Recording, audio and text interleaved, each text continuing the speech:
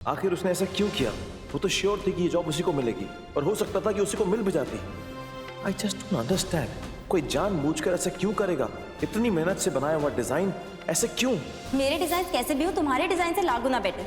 तुम्हारे डिजाइन में तुम्हारी चालाकी नजर आती है। तुम्हें हराने के लिए मेरे डिजाइन काफी हैं।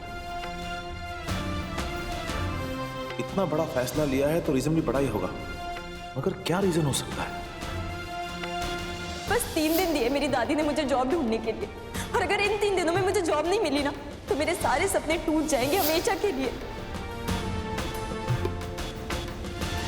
अगर उसे जॉब की इतनी जरूरत थी, उसकी लाइफ पूरी डिपेंड करती थी इस पर, मौका भी था उसके पास, तो फिर उसने वो चांस मेरे लिए क्यों छोड़ दिया? उसका दर्द, उसके आंसू रियली जेन्युइन थे। कोई इतनी बड़ी कुर्बानी कैसे दे सकता है, वो भी एक अजनबी के लिए? रीजन चाहे कुछ भी हो, एहसान तो मुझ पे बहुत बड़ा कर गया। अब कुछ भी करके मुझे एहसान का बदला चुकाना ही होगा।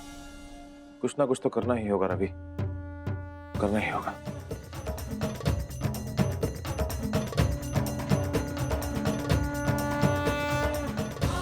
लिसन, तुम्हें वो देवगा याद है? हाँ। मुझे उसका एड्रेस चाहिए, जिससे रिकॉर्ड्स और उसका एड्रेस दो मुझे। पर तुम्हें उसका एड्रेस क्यों चाहिए? जो पूछा उसका जवाब दो, सवाल मत पूछो। चेक कर रिकॉर्ड्स। अच्छा, करती हूँ चेक। नहीं, शायद से सारे रिकॉर्ड्स डिलीट हो गए और उसके बारे में कोई इन्फॉर्मेशन नहीं।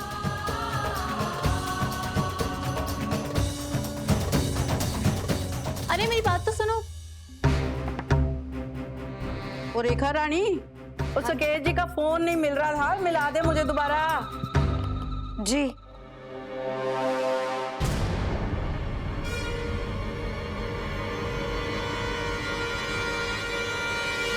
वो ऐसे कछुए की चाल चलेगी ना तो कल का सूरज चढ़ जाना है।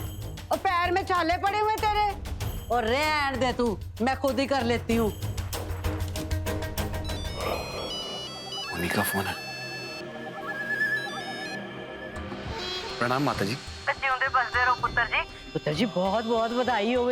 जैसा मैंने सोचा था ना बिल्कुल वैसे ही हो रहा है। आज भी मुंह लटकाती हुई खाली हाथ आ गई है। अब तो कल के ब्याह में ना मैंने आपका रोका कर देना देविका के साथ। बस आपके घर वालों को नहीं एतराज हो के हम लोग जल्दी मचा रहे हैं। वैसे आप अपनी मर्जी बता दो। कैसी बातें कर रहे हो माता जी, आपका तो हुक्म सर आंखों पर। मुझे और मेरे परिवार को कोई प्रॉब्लम नहीं है, सब राजी है। बस मैं चाहता हूँ कि आपके परिवार के सब लोग राजी हो जाए, और खास करके देविका। मैं उसकी मर्जी के खिलाफ जाके कुछ नहीं करना चाहता माता जी। कौन देविका? वो पुत्र जी जब से उसने रोके की बात सुनी है ना वो तो बस शर्माए जा रही है। बहुत खुश है, बस जरा बिजी है। अब ब्याह शादी का काम था ना, उसमें रोके की तैयारी भी जुड़ गई है। बस जी आप एक काम करना, कल ना सारे परिवार समेत टाइम पे आ जाना। हाँ माता जी, वक्त से पहले ही पहुंच जाऊंगा, आप फिक्र मत कीजिए। ठीक है पुत्र जी। अच्छा जी, रखती हूँ। रोका शादी का पहला कदम, वो भी कल। तेरी जीत की तो शुरुआत होगी साकिब। अब बहुत जल्द वो हमेशा हमेशा के लिए तेरी हो जाएगी। माता रानी, अम्बे माँ आपका लाख लाख शुक्र है। वो आपके आशीर्वाद से हर बात मेरे मन के मुताबिक हो रही है। अब तो रोके में ना मोतीचूर के 10 लड्डू चढ़ाऊंगी और शादी में तो लीजिए, आपकी बच्ची है चुटकी, आपका अपना खून। एक बार पलट के देख तो लीजिए उसे, कितनी मुरझा गई है वो। देखिए, बताइए, दिखाई दे रही है आपको उसके चेहरे पे कोई हंसी, कोई खुशी? विजय, कि आपके लिए चुटकी की मुस्कान कोई मायने नहीं रखती। आप ऐसे इस बच्चे को इस घर से विदा करेंगी?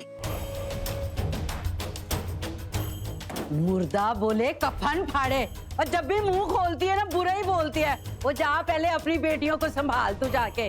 पल्लवी तो वैसे हाथ से निकली जा रही है और साक्षी का कोई अता पता नहीं है। और कल भाई की शादी है और अभी तक आई नहीं है।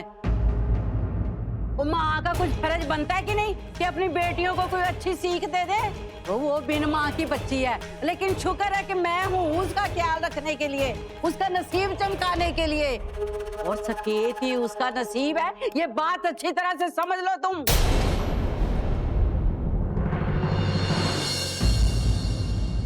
ये तो संजोग की बात है कि अटल आ रहा है कल, वो भी अपनी बेटी के रोके में शामिल होगा। कोई और कोई मेरी बात माने ना माने इस घर में, लेकिन अटल मेरी बात कभी नहीं टालता।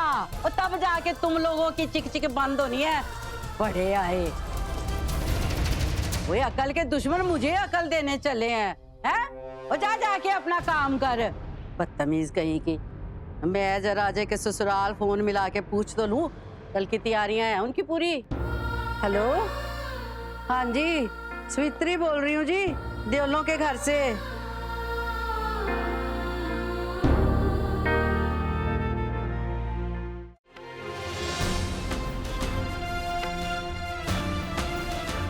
फोटो के पीछे पूरा एड्रेस था, लेकिन बस इस रोड का नाम याद रहा।